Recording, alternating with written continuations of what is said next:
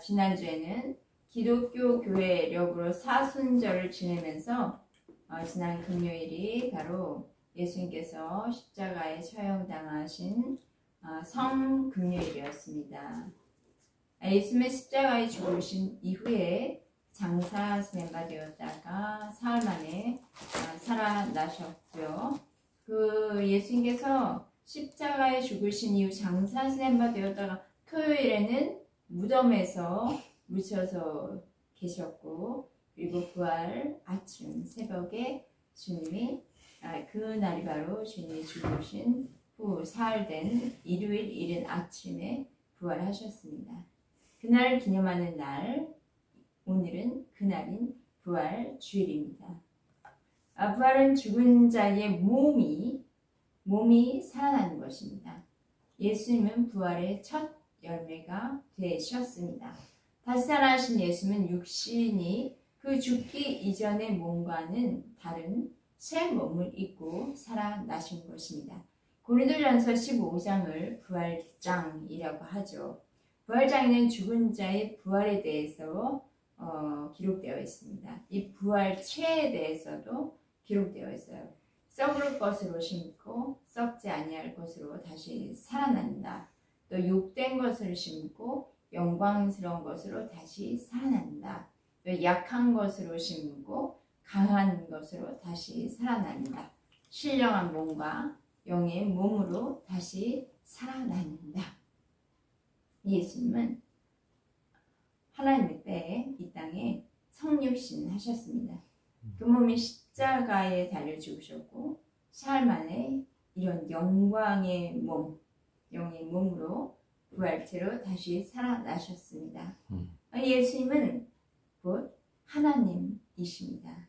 하나님이신 예수님은 어제나 오늘이나 영원토록 동일하신 분으로 지금도 살아계십니다. 어디에 살아계시냐면 예수님께서는 예수님을 구원자로 고백한 여러분과 저의 마음에, 저희들의 몸에 살아계십니다. 예수님은 성령으로 거듭난 우리 안에 영으로 오셨기 때문입니다. 지금도 저와 여러분의 혼과 몸을 통치하고 계세요. 그런데 혼과 몸이 영으로, 하나님의 영으로 온전히 통치받고 하나님의 나라를 온전히 누리지 못하는 사람들이 있습니다. 이유가 무엇일까요? 그것은 우리의 거짓된 자아가 남아있기 때문입니다. 영이 날 온전히 통치하시려면 나라는 주권을 온전히 주께 내어드려야 하는 것이죠. 그런데 나라는 그 나의 주권, 나의 뜻을 성령께 완전히 내어드리지 않으면 안 되죠. 완전히 내어드리지 않아요.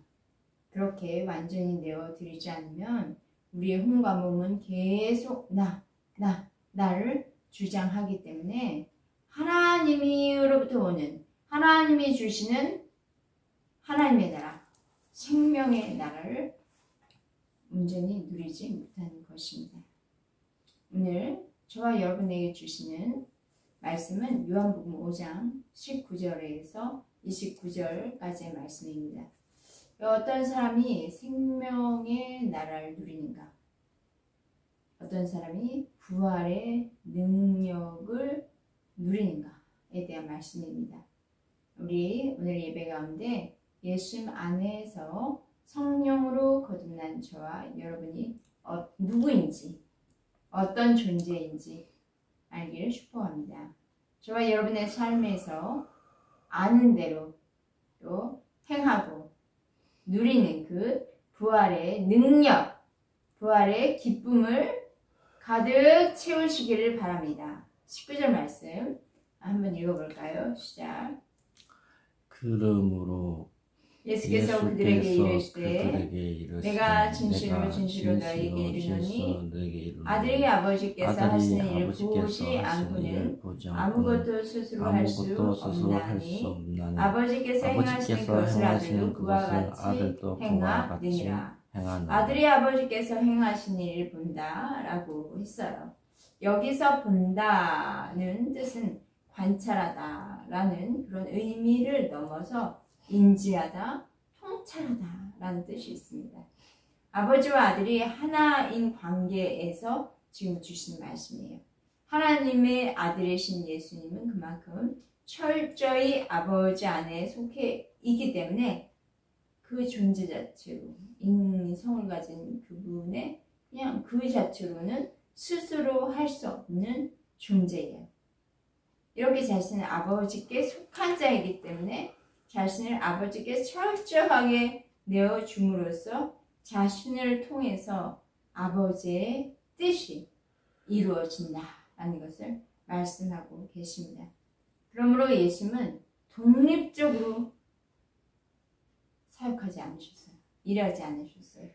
예수님의 세상에 성육신에서 오신 이유는 하나님의 뜻을 이 땅에 이루시기 위한 어떤 중보의 역할을 하시기 때문에 하나님은 예수님의 몸을 지금 빌어서 하늘의 뜻을 이루고자 하시는 그것을 완전히 받아들이시고 그 하나님을 사랑하셨습니다. 그러므로 사랑하는 여러분, 주 앞에서 한 영이 된 그런 여러분은 주님의 생각, 또 여러분의 생각, 그것이 하나로서 일치되기를 바랍니다. 주님의 뜻이 내 몸에 들어와서 이 몸이 주님의 뜻에 철저하게 순종할 때 주의 뜻이 나를 통해서 이 땅에 나타나고 이루어지는 것입니다. 마태복음 16장 24절에는 이런 말씀을 했습니다. 이에 예수께서 제자들에게 이르시되 누구든지 나를 따라오려거든 자기를 부인하고 자기 십자가를 지고 나를 따를 것이냐. 그렇게 말씀하셨습니다. 예수께서 철저하게 하나님이 하신 일을 보시고요. 통찰하시고요. 그 일을 따라하셨듯이 저와 또 여러분도 내 생각과 내 뜻을 십자가에 못 박으시고 자기 생각과 관념을 부인하시고 주님의 뜻에 순종하세요. 그러면 저와 여러분은 축복의 통로가 되어서 하나님의 그 놀라우신 일들, 그 능력을 경험하게 될 것을 선포합니다. 20절 말씀 한번 읽어볼까요? 시작. 아버지께서 아들을 사랑하사 자기가 하신 것을 다 아들에게 보이시고 또 그보다 더 큰 일을 보사 너희로 놀랍게 여기게 하시리라. 아버지와 아들의 관계는 철저히 사랑의 관계입니다. 하나님의 본질은 사랑이시기 때문입니다. 자기가 행하시는 것을 아들에게 보이시고 라고 하셨는데 여기서 보이시다 그 뜻은 계시하시다 뜻이에요. 하나님이 어떤 분이신지를 아들을 통해서 세상에 드러내시고 계시로 나타내시는 것이죠. 하나님은 병든 자들을 고쳐서 일으켜 세우기를 원하십니다. 하나님은 생각과 감정이 다 병들어 깨어진 사람을 태초에 하나님께서 하나님의 형상과 모양대로 사람을 지으신 그 모습으로 회복하기 원하십니다. 또 예수 그리스도를 통해서 그 일들이 사람들에게 지금 행해지고 있었습니다. 예수님은 또 그보다 더 큰 일을 보이셨어요. 그것이 무엇인가 하면 죽은 자들을 부활시키는 일입니다. 죽음이라는 건 굉장한 모든 인생, 한 사람도 빠지면 인생의 딜레마 아닙니까?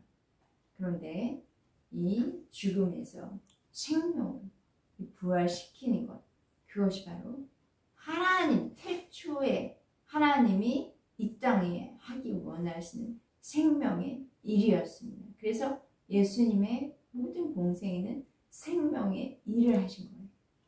그리고 예수님은 또 자신이 부활의 첫 열매가 돼서 부활의 첫 열매가 돼서 그 이후 많은 죽은 자들을 부활로 이끄시는 것이죠. 11절 한번 읽어볼까요? 시작. 아버지께서 죽은 자들을 일으켜 살리신 같이 아들도 자기가 원하는 자를 살리느니라. 이 땅에 하나님의 아들로 오신 그 예수는 생명입니다. 살리는 분입니다. 사람의 죽고 사는 것은 창조주이신 그 하나님께 달린 것이죠. 그런데 그의 아들에게도 죽고 사는 것이 주고 계신 그 열쇠, 하나님의 열쇠를 예수님도 가지고 계세요. 예수님도 하나님과 똑같은 권위를 가지고 계십니다. 성부, 성자, 성령 이 삼위는 일체 하나이신 하나님이십니다. 예수님은 죄와 허물로 죽은 저와 여러분의 영을 살리셨습니다. 그것만 살리셨나요? 뿐만 아니라 저와 여러분의 혼과 몸을 생명으로 구원하고 계십니다. 저와 여러분의 모든 삶에서, 실제적인 모든 삶에서 하나님의 나라가 풀어지기 원하세요. 하나님의 나라, 생명의 나라는 의와 평강과 희락의 나라이지요. 이게 우리 성령 안에서 우리에게 지금도 계속 풀어주고 계십니다. 22절 말씀 읽어볼까요? 시작. 아버지께서 아무도 심판하지 아니하시고 심판을 다 아들에게 맡기셨으니. 하나님 아버지의 그 심판, 하나님이 심판의 권세를 가지고 계시는데 이것을 다 아들에게 맡기셨어요. 그렇다면 이런 생각을 해볼 수 있죠. 아니, 예수님이 이 땅에 오신 것은 심판으로 오신 것인가요? 라고 할 수 있는데 그렇지 않습니다. 요한복음 3장 18절에는 그를 믿는 자는 심판을 받지 아니하는 것이요 믿지 아니하는 자는 하나님의 독생자의 이름을 믿지 아니하므로 벌써 심판을 받은 것이니라. 예수는 사람들을 심판으로 이 땅에 오신 분이 아니에요. 그런데 사람들이 심판을 받는 이유가 구원을 주러, 생명을 주러 오신 예수 그리스도를 나의 구원자로 믿지 않기 때문에 심판 가운데 놓일 수밖에 없는 것이죠. 23절 같이 읽어요. 시작. 이는 모든 사람으로 아버지를 공경하는 것 같이 아들을 공경하게 하려 하십니다. 아들을 공경하지 아니하는 자는 그를 보내신 아버지도 공경하지 아니하느니라. 왜 공경의 말씀을 또 이렇게 하실까요? 이거는 권위자에 대한 존경을 말하고 있습니다. 우리가 눈에 보이는 권위자를 존경하지 않는데 어찌 눈에 보이지 아니하는 하나님의 그 권위를 존중하고 공경할 수 있을까요? 쉽게 말하면 부모를 공경하라 그런 말씀이 있죠. 이것에 순종하지 않는 사람이 어찌 하나님을 존중하고 공경하고 순종할 수 있을까요? 하나님의 권위를 존중하는 사람은 하나님의 보내신 아들 예수 그리스도의 권위에 순종하고 존중합니다. 그런데 아들 예수님의 공생에 뿐만 아니라 그 이후의 시대에도 모든 권위를 가지고 그 종교인들, 기득권 종교인들은 바리새인이나 서기관들은 예수님의 권위를 전혀 존중하지 않았어요. 그런데 이들은 하나님의 권위는 굉장히 자기가 존중하고요. 하나님의 그 선택받은 부름받은 자이다라는 자기 권위는 굉장히 높였습니다. 그런데 예수님은 인정하지 않았어요. 하나님이 이 땅에 오신 것인데 예수님을 몸을 입고 인간의 몸을 입고 이 땅에 오신 그 예수님을 하나님의 권위로 인정하지 않고 죽이려 했습니다. 이런 것처럼 우리에게도 그 예수 그리스도의 권위를 존중한다는 것은 하나님이 보내신 자의 권위도 존중하고 그 권위에 순종하는 것입니다. 그러니까 내가 속한 공동체나 어떤 가정에서 하나님이 보내신 권위자라는 감동이 오면 그 권위에 순종하고 존중하는 것이 바로 하나님의 권위를 순종하고 존중하는 것이요. 그러할 때 나에게 주시는 하나님의 권위도 나에게 주신 권위가 세워진 것이죠. 공경과 존중은 권위이지 우리는 그 공경과 그 순종이라는 것이 존중이라는 것이 권위에 순종하는 거지 그 권위를 가지고 있는 사람의 어떤 인성, 그의 사생활 그런 거에 우리는 지금 순종하거나 공경하는 것은 아니에요. 그러니까 저와 여러분은 잘 분별하시기 바랍니다. 이런 부분은 잘 분별하면서 하나님의 뜻을 하나님의 주시는 그 권위인지를 확실하게 분별하시고 그렇게 따르시기를 바랍니다. 하늘 보자 버리고 인간으로 오신 예수님, 그 예수님의 외양은 그렇게 권위 있어 보이지 않았어요. 외양 아주 초라하고 어떻게 보면 볼품이 없었죠. 말은 풀 같다 그렇게 표현하지 않으셨습니까? 시편에. 그리고 어린 양 같고 그렇기 때문에 우리는 그분의 외양만 보면 존중할 것도 없고 공경할 것도 없고 그래서 대표적으로 당시 기득권 그 종교 지도자들은 예수님의 권위를 받아들이지 않았죠. 그러나 예수님은 하나님께서 우리 죄인들을 구원하시려고 보내신 하나님의 사람, 곧 하나님의 권위를 가지고 행사하셨습니다. 24절 말씀 한번 읽어볼까요? 시작. 내가 진실로 너에게 이르노니 내 말 듣고 또 나 보내신 이를 믿는 자는 영생을 얻었고 심판에 이르지 아니하나니 사망에서 생명으로 옮겼느니라. 그래서 내 말 듣고 또 나 보내신 이를 믿는 자라고 했습니다. 하나님의 말씀을 듣는 자, 예수님의 말씀을 듣고 그리고 또 믿는 자는 영생을 얻습니다.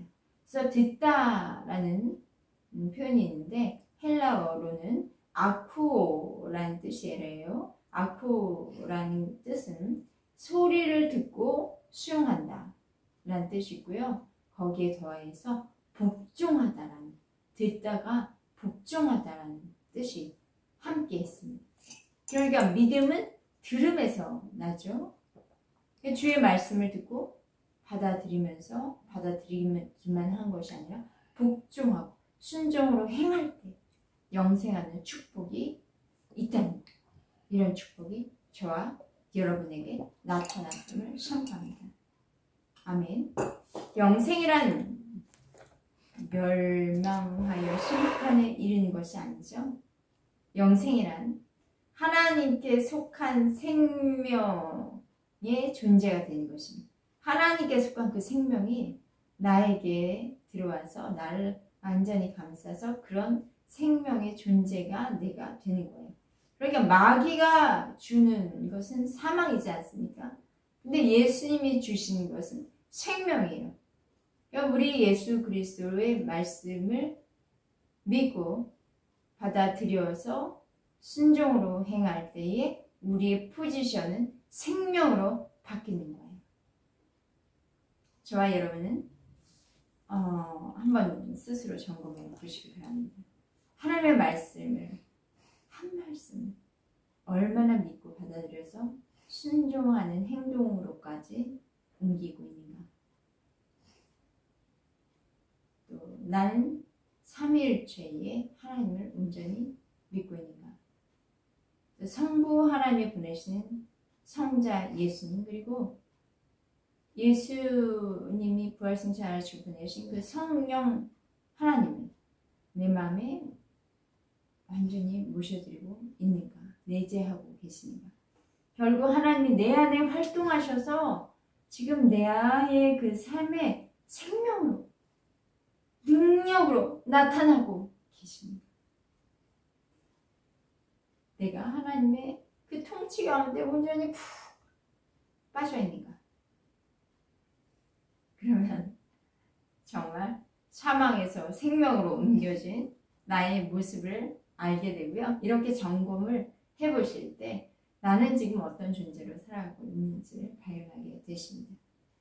사망에서 생명으로 옮겨주신 그리스도의 은혜를 찬양합니다. 25절 말씀 한번 읽어볼까요? 시작.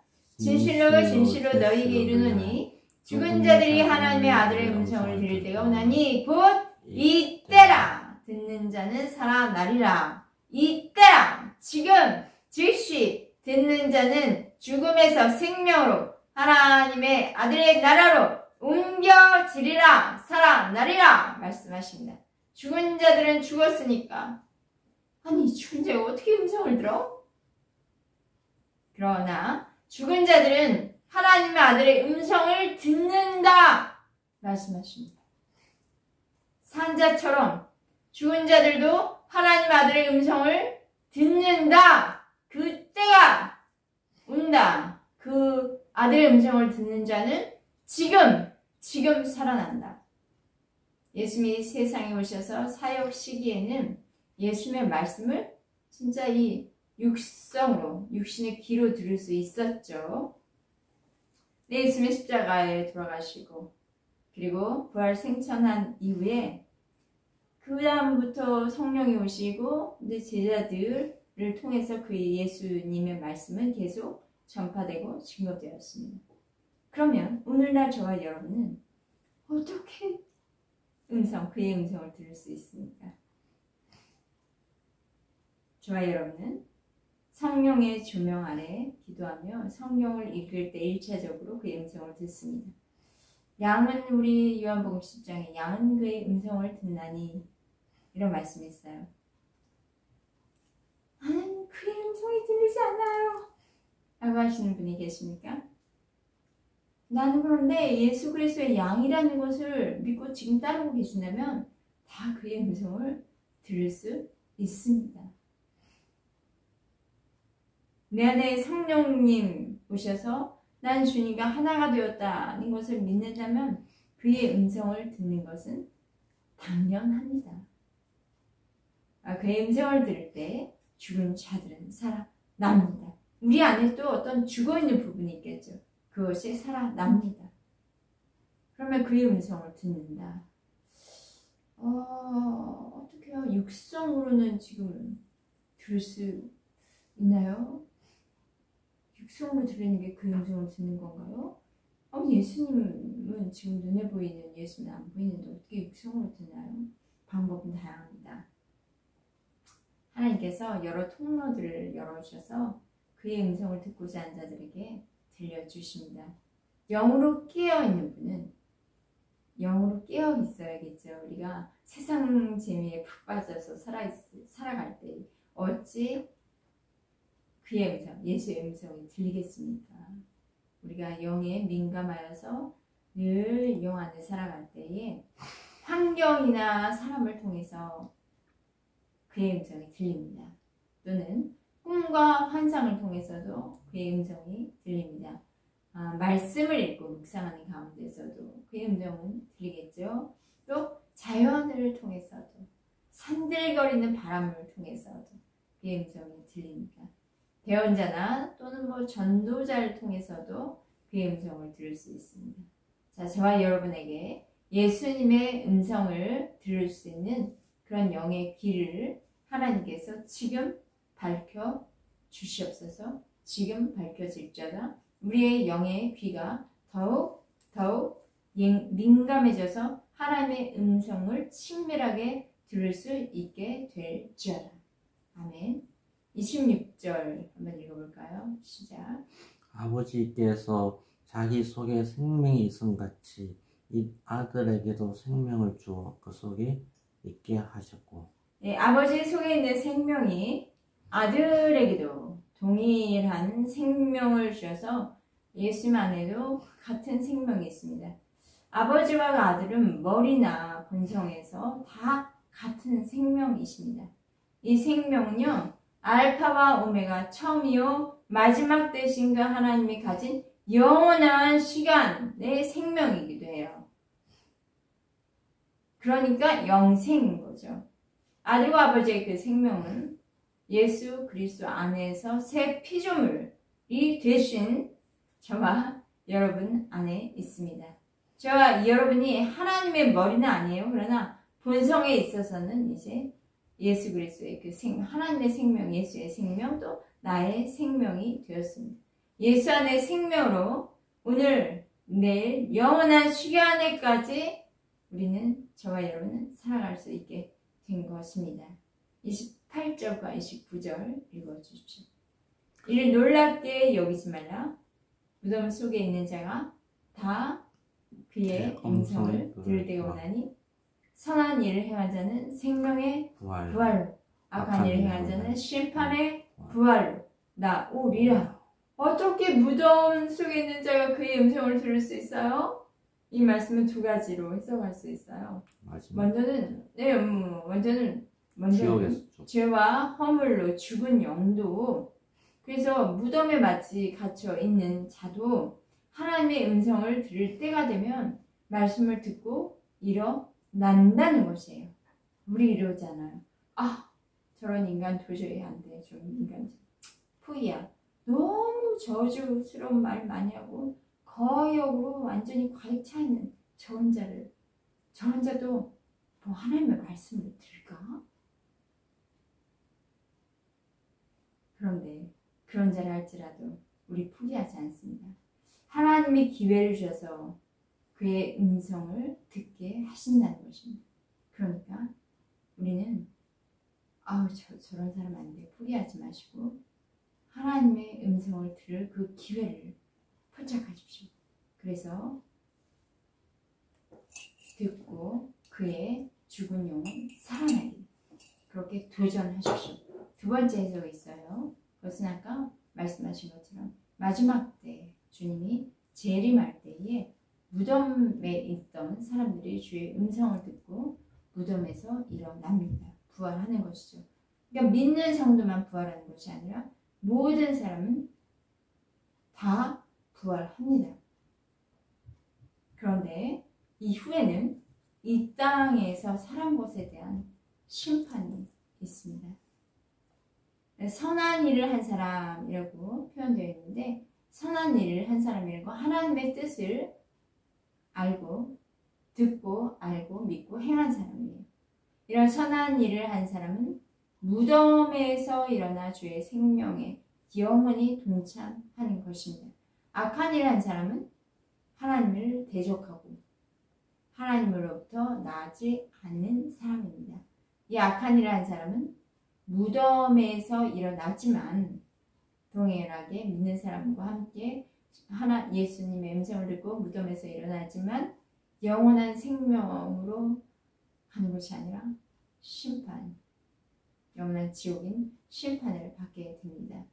예수는 저와 여러분이 예수 부활에 동참해서 예수님과 내가 하나가 되므로 성육신하신 예수님처럼 우리도 이 땅에서 하나님이 주신 그 통치권을 가지고 권위를 가지고 세상과 환경을 다스리며 통치하는 삶을 살기 원하십니다. 주님의 부활에 우리 동참한 자가 되었을 때에 그렇게 살 수 있도록 저와 여러분에게 신적인 능력을 부여하여 주셨습니다. 사망 권세를 예수 그리스도의 이름으로 모든 어둠의 권세를 이기며 부활의 능력으로 살게 되었음을 선포합니다. 이렇게 큰 하나님의 아들의 권위와 능력이 우리에게 부여됐어요. 그런데 저와 여러분만 누리고 계실 수 있을까요? 너무 억울하잖아요. 저희가 속한 그 사랑하는 가족들도, 친척들, 이웃들도, 또 내가 속한 공동체의 그 사람들도 예수의 부활의 능력에 동참하여 함께 일어나서 사망에서 생명으로 옮겨지는 그런 더 큰 역사가 일어나야 하지 않겠습니까? 아마 그것을 위해 기도하시고 계시는 분들 그 주위에는 벌써 그 움직임이 일어나고 있음을 예수의 이름으로 선포합니다.